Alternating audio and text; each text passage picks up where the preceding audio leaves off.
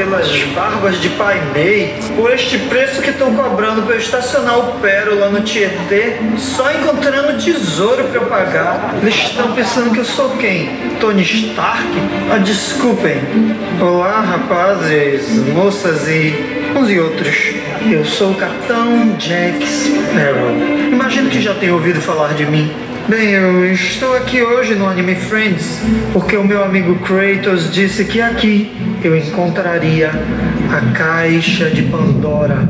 Para encontrar a caixa, eu usarei a minha bússola, que encontra tudo o que eu quero encontrar. Mas a caixa não quer ser encontrada. Então, como encontrar algo que não quer ser encontrado com algo que só encontra o que se quer encontrar? Simples.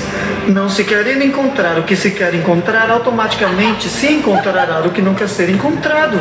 Sabe? Ah, moleque! A Caixa de Pandora.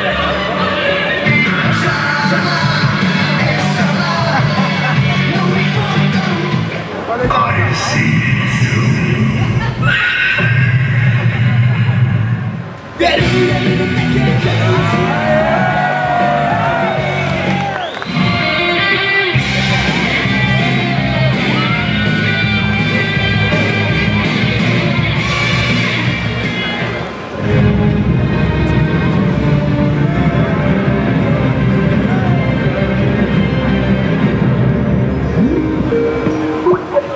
Jack Sparrow, seu pirata pinguço! Soube que você está armando alguma coisa contra mim!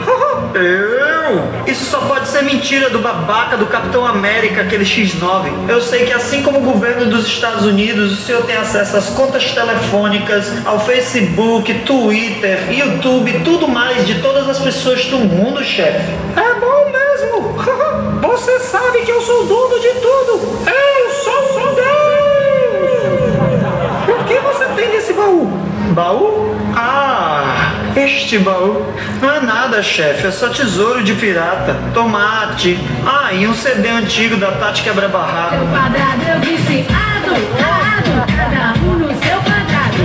Cada... Chega dessa baboseira!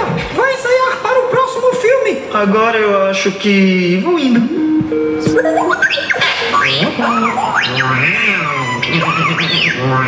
Droga. Jack Sparrow! Adeus. Libertem Chuck Norris!